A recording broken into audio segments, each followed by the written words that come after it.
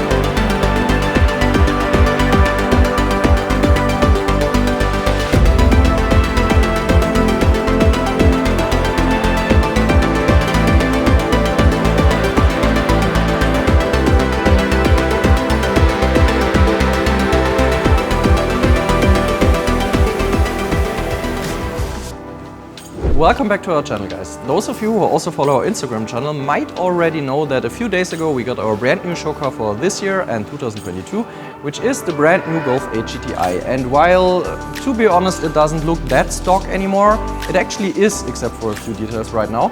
And now Dani's gonna tell us what today's episode will be about.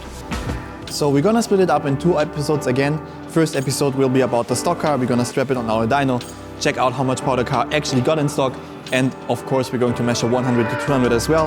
The second episode will be about the tuned version, dyno again, see how much power we can get out of it, and then 100 to 200 as well. So I would say, let's go. So this is it, our brand new Golf GTI Mark 8.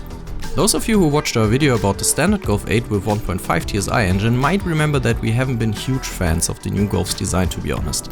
But I have to say that with the sporty bits the GTI comes with, especially the huge grille in front as well as the classic double exhaust pipes in the back, they give the car way more character, and in my opinion it's quite handsome. As you can see quite clearly, we already started with some mods on our GTI, meaning it has been wrapped and fitted with a set of Eibach sport springs. Still, the GTI should be close enough to stock to get a first impression of how it behaves in factory conditions. So let's get on the road.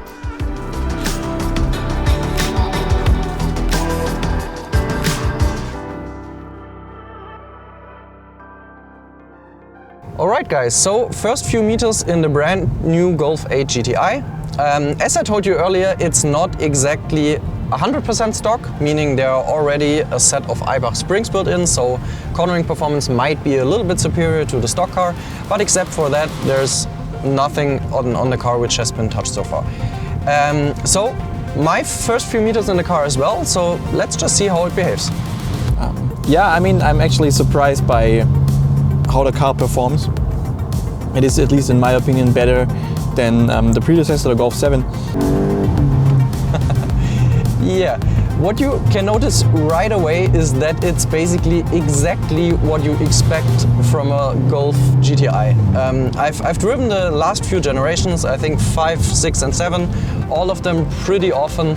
So I have a pretty good comparison, and you just touch the throttle, you have the first few corners, and you notice right away that it's a GTI, meaning it's a very solid car. It has a very good grip, very good cornering performance, solid acceleration, and it just does everything pretty well without making a big deal of it. Engine is really good. It feels a little bit more powerful than the previous version, and also yeah, the sound in the interior is a little bit better, but I guess that is a little bit synthesized. But also from the outside they have some crackles, pops and bangs in higher load situations, which I like. So the car is a little bit more sporty than the previous version, at least in my opinion.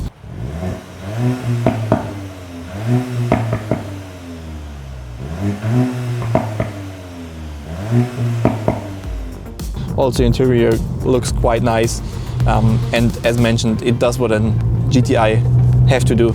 And one more thing which is a little bit disappointing in my opinion, is that as far as I was able to see, there's no real manual mode, meaning you activate manual mode by just touching the shift pedals, but as soon as you drive a while without actually shifting manually, it goes back to automatic, which isn't a huge deal, but I always prefer if you just have a manual button or mode in your automatic transmission and it lets you do whatever you want until you switch back to automatic.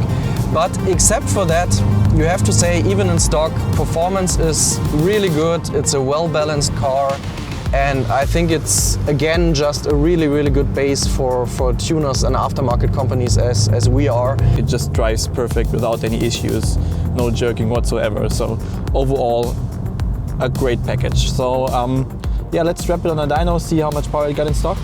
And I'm pretty sure it got a little bit more than claimed, based on the feeling and some other reviews we saw. So yeah, let's move over to the dyno.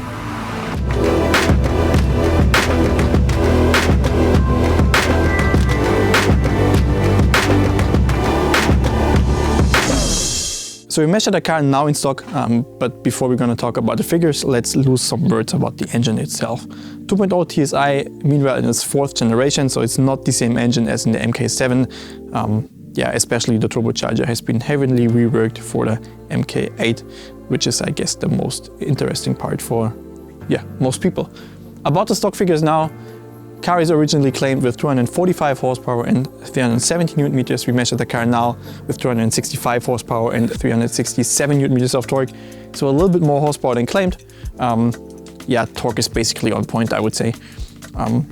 This is not the first MK8 we are measuring. We had several others on the dyno already, and all of them are basically in the same ballpark. So I think our car is representing the average quite well. As you can see on the chart as well, torque curve looks really amazing.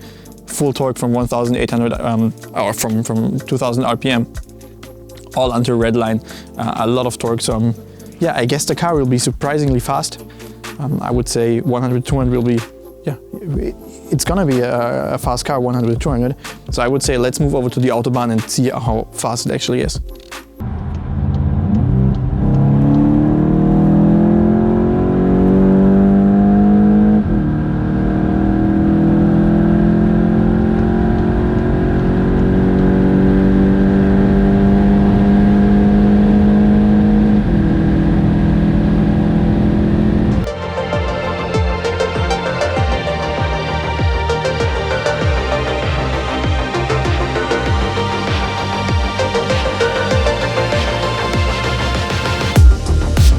With a 100 to 200 time of 16.05 seconds in stock, the GTI plays in the same ballpark as, for example, a Hyundai i30 and Fastback or a Toyota Supra 2-liter. So for 245 horsepower claimed by VW, it is relatively quick, but if you consider that we've measured the GTI with more than 260 horsepower in stock on our dyno, the time is pretty much spot on. However, there are still cars with the same amount of power which can do the sprint faster. For example, the current generation Ford Focus ST Tourer with 15.5 seconds or the Toyota GR Yaris with just 14.8 seconds. If you're interested in all 100 to 200 times we've measured so far, check out the link to our Google Doc in the video description. Besides the hard figures regarding power output and acceleration, the stock GTI is again a very well-rounded hot hatch which has basically no downsides at all when used as your daily driver, although it's not as compelling as some of its rivals can be. Luckily, we're gonna hold on to our Mark 8 GTI for quite a while, which gives us the time to make it as compelling as the aftermarket world allows it to be. First of all, we're going to develop our RaceChip performance boost for the updated 2.0 TSI to make it quicker, which is what next week's episode will be all about. As always, thank you very much for watching. Consider subscribing to our channel to make sure you don't miss our next episode about the tuned GTI. And see you in the next one.